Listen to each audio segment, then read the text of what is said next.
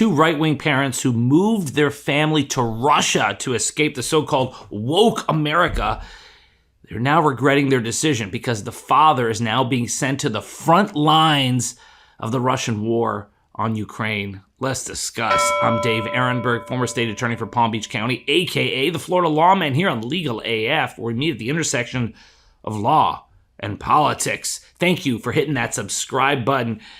Let's keep these videos coming, and let's keep that support flowing. So we've been talking here on Legal AF about the buyer's remorse that many people have towards the Trump administration. People who thought that prices would come down, didn't happen, or that there would be some transparency on Jeffrey Epstein, for example.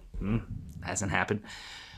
But this one perhaps is the craziest story of them all. This is a family from Texas that decided that Texas was too woke for them, that the United States was too woke, and as a result, they moved to Russia under a special visa that the Russian government offered if you denounce your neoliberalism and you embrace traditional Russian values. And the big value they wanted to escape was the LGBTQ propaganda that was being spread in the schools where they lived in Texas. But instead, they're more scared of LGBTQ than being in the Russian army and being sent to the front lines. Well, he didn't know that he'd be sent to the front lines. So what he did was he moved his family to Russia, and they put blogs out, video blogs about how proud they were now to be living there on a temporary visa. But to get permanent residency, the father enlisted in the Russian army. There's a deal there. And 2 weeks later, sent to the front lines. Doesn't even speak the language, barely got training, but that's how desperate Russia is to send people to fight against Ukraine. And he bought into the whole Russian propaganda up to that point. Now there's a lot of remorse, and I'll get to that. But first, check out this video of the father who bought into the Russian propaganda about Ukraine. That it was Ukraine that was the aggressor here, the Nazification of Ukraine, even though they have a Jewish president. But these guys never let facts get in the way of a good story. Check out this clip from this video he posted. I believe in the Russian cause. Ukraine has been shelling and killing and persecuting its native Russian population. I won't sit here and act like I'm the know-it-all on the whole situation, but I know enough to know that Russia is just in their cause and they're doing the right thing. And this Nazi regime in Ukraine needs to be stopped. According to The Telegraph, which was republished in Yahoo News, Derek Huffman, 46 years old, relocated to the small town of Instra, around 25 miles from Moscow, with his wife, their 3 daughters, and their husky earlier this year. Quite frankly, I feel bad for the 3 daughters. It's not their choice. It's their parents who've gone off the deep end. And I feel bad for the husky. Yes, I'm a dog lover. Like so many of you, I've heard from you out there in your comments. But despite having no experience as a soldier and limited understanding of the Russian language, he has been sent near the front line in the war with Ukraine, according to his wife. Now, originally, Huffman had initially agreed to join the Russian military in a non-combat capacity, thinking at first he would be a welder and later a war correspondent. Oh, you mean Russia and Putin lie? Well, welcome to reality, bud. Deanna Huffman said her husband felt he was being thrown to the wolves, given that he had only received a limited amount of training and that it was in Russian. Unfortunately, when you're taught in a different language and you don't understand the language, how are you really getting taught? She pondered in a vlog uploaded to the family's YouTube channel. Mr. Huffman's last message came in June, marking Father's Day in the U.S. Wearing camouflage and military gear, he appeared in a 1-minute video addressed to his family. Since then, there have been no new images and videos of Mr. Huffman. The family commented on the YouTube channel that he was, quote, doing fine. Yeah, until he ends up like a North Korean soldier, the ones who were sent out to fight for Russia and then ended up in body bags. But this guy has his own choice. He chose this. He chose to enlist. This wasn't a conscription. And then Putin, of course, did what Putin does, which is lie. And lie about not only the war, but about where he was going. He's not a welder. He's not just helping. But also, what kind of person is this? This person supposedly loves his country so much he had to leave it.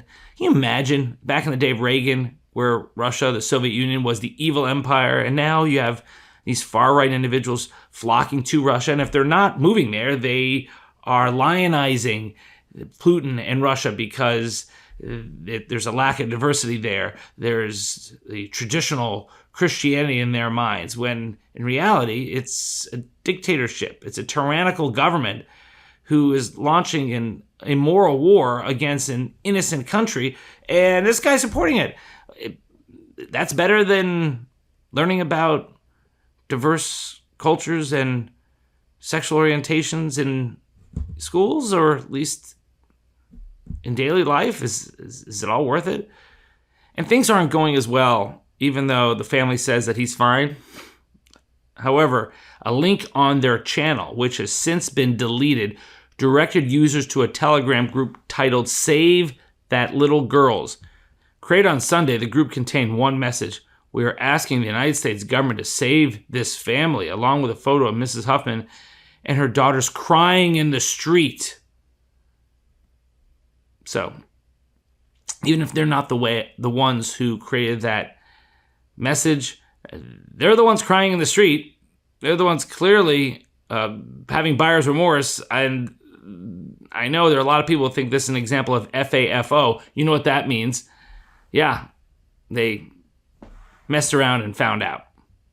It's a family show, so messed around and found out. Their move to Russia was prompted by their dissatisfaction with what they saw as progressive overreach in the American education system. After relocating from Arizona to Texas, they were disturbed when their daughter Sophia was expected to speak about lesbian topics at school. The final straw was when we found out my daughter Sophia learned about lesbians from a girl in her class. She didn't fully understand it, but for us, that was enough to realize something had to change, Mr. Huffman told Russia Today. Yes, you don't want to learn about lesbians in your school or anywhere. Just shield yourself from the truth. Like, go to Russia and learn about why the Ukrainians were the aggressors and why they're Nazis in Ukraine as you launch a war of aggression yourself. Okay, makes a lot of sense. And just like Tucker Carlson, he went to Russia to visit and found the city was cleaner, safer, more orderly than we ever imagined. Most importantly, we found a place that respected our values, where we finally felt at home, Mr. Huffman continued. Yes, Russia, quite frankly, can have these guys along with Tucker Carlson and all these people who spread Russian propaganda in the United States. And indeed, they were pushed out front to try to embarrass the United States. Upon arriving in Russia, the family were featured in several state-affiliated media outlets where they described their move as a rejection of Western cultural values. Mr. Huffman said he wanted to earn his place in Russia's society, not via handouts, but through service. But Mrs. Huffman has since claimed her husband was misled. When he signed up and had all of that done, he was told he would not be training for 2 weeks and going straight to the front line, she said. But it seems as though he is getting one more week of training closer to the front lines, and then they're going to put him on the front lines.